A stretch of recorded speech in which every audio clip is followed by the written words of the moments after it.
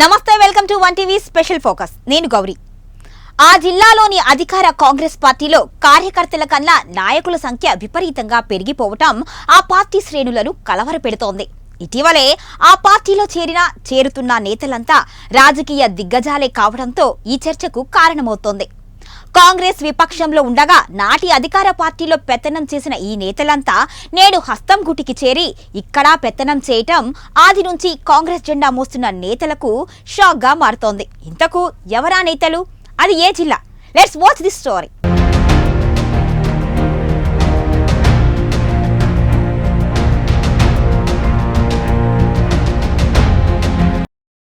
తెలంగాణలో కాంగ్రెస్ పార్టీ అధికారంలోకి రాగానే ఉమ్మడి ఆదిలాబాద్ జిల్లాలో అప్పటి వరకు బీఆర్ఎస్లో ఉన్న ఈ నేతలంతా కాంగ్రెస్ తీర్థం పుచ్చేసుకున్నారు. అంతటితో ఆగకుండా తమ సీనియారిటీ చూపిస్తూ పదవులను ఎగరేసుకుపోయేందుకు యత్నాలు చేయడం ప్రస్తుతం పాత కాంగ్రెస్ నేతల్లో అసంతృప్తి నెలకొంది.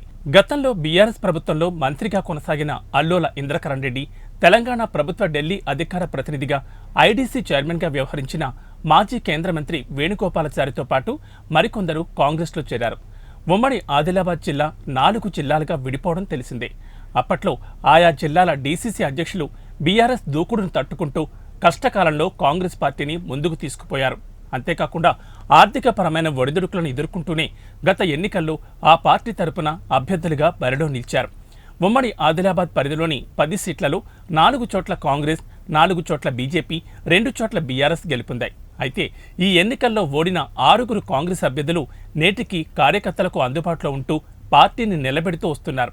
అలాగే బీఆర్ఎస్ నేతలను పార్టీలో చేర్పిస్తూ పార్టీని బలోపేతం చేస్తున్నారు. ఈ క్రమంలో ఇటీవల వేణుగోపాలాచారి తాను రాజకీయాల్లో క్రియాశీలకమవుతానని, ఎన్నికల్లో పోటీకి సిద్ధమని కూడా ప్రకటించారు. మొన్నటి టీచర్ గ్రాడ్యుయేట్ ఎమ్మెల్సీ ఎన్నికల నుంచి ఆయన కొంత క్రియాశీలకంగా వ్యవహరించారు. అయితే వేణుగోపాలాచారి చేసిన ప్రకటనపై డీసీసీ అధ్యక్షులు శ్రీహర్రావు స్పందించకుండా మౌనంగా తన పని తాను చేసుకుపోతున్నారు. అలాగే శ్రీహర్రావుతో పాటు మాజీ మంత్రి ఇంద్రకరణ్ రెడ్డి, పలువురు ఇతర సీనియర్ నాయకులు సైతం చారి ప్రకటనపై ఎలాంటి కామెంట్స్ చేయలేదు. టీడీపీ హయాంలో రాష్ట్ర మంత్రిగా, కేంద్ర మంత్రిగా చక్రం తిప్పిన వేణుగోపాలాచారి అపర రాజకీయ చాణక్యునిగా పేరు గడించారు. అయితే క్రమంగా తన రాజకీయ ప్రాబల్యాన్ని కోల్పోయారు. ఆ తర్వాత బీఆర్ఎస్ హయాంలో ఢిల్లీలో రాష్ట్ర ప్రభుత్వ అధికార ప్రతినిధిగా నియమించిన ఆ తర్వాత ఆయనపై పెద్దగా పార్టీ దృష్టి సారించలేదు. తర్వాతి రోజుల్లో ఐడీసీ కార్పొరేషన్ చైర్మన్ పదవితోనే గులాబీబాస్ సరిపెట్టడంతో ఆయన ప్రత్యక్ష రాజకీయాలకు దూరమయ్యారు. తర్వాత కాంగ్రెస్ అధికారంలోకి రావడంతో హస్తం గుట్టికి చేరారు. దీంతో డీసీసీ చీఫ్ శ్రీహర్రావు మినహా ద్వితీయ శ్రేణి నేతలు, కార్యకర్తలు చారిని ఓన్ చేసుకోలేకపోతున్నారు. ఇక కాంగ్రెస్లో చేరిన మాజీ మంత్రి ఇంద్రకరణ్ రెడ్డి పార్టీ కార్యక్రమాల్లో అడపాదడపా కనిపించడమే తప్ప పెద్దగా యాక్టివ్గా లేరు. నిజానికి ఇంద్రకరణ్ రెడ్డి కాంగ్రెస్ పార్టీలో చేరడం కుదరదంటూ శ్రీహర్రావు గట్టిగా అడ్డుకున్నారు. అయితే పీసీసీ పెద్దలు జోక్యం చేసుకుని శ్రీహర్రావును సమాధానపరిచారు. అయినా వారిద్దరి మధ్య నేటికి సఖ్యత లేదనే టాక్ నడుస్తోంది. అయితే పార్టీలో కొత్తగా చేరిన చారి, ఇంద్రకరణ్ రెడ్డి విషయంలో డీసీసీ అధ్యక్షులు శ్రీహర్రావు ఎక్కడా నోరు జారకుండా పార్టీ కార్యక్రమాలను పకడ్బందీగా నిర్వహిస్తున్నారు.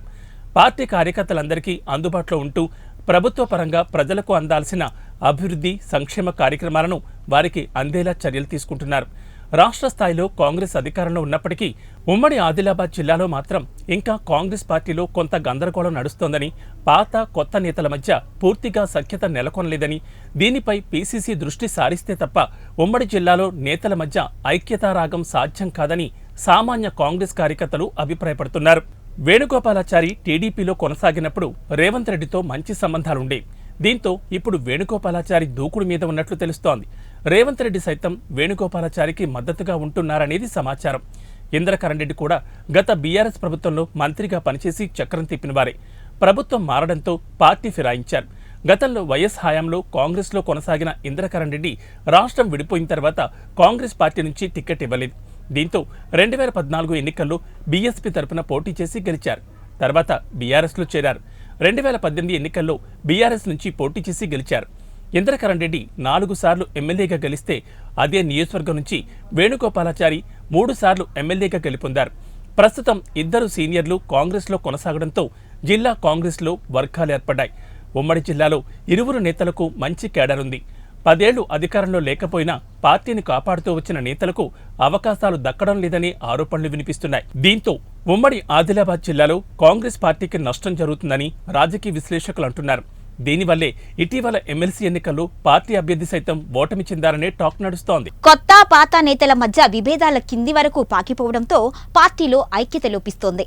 మరోవైపు ఇటీవల ఎమ్మెల్యే ఎన్నికల్లో బీజేపీ గెలిచిన తరువాత దూకుడు పెంచింది.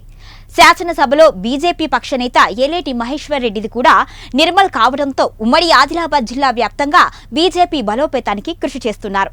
ఈ నేపథ్యంలో అధికార కాంగ్రెస్ లో అంతర్గత కుమ్ములాటలు సర్దుమణుగుతాయో లేదో వేచి చూడాలి. మరి ఇది ఇవాల్టి స్పెషల్ ఫోకస్. మరో ఫోకస్ లో మళ్ళీ కలుద్దాం. Keep watching 1 TV.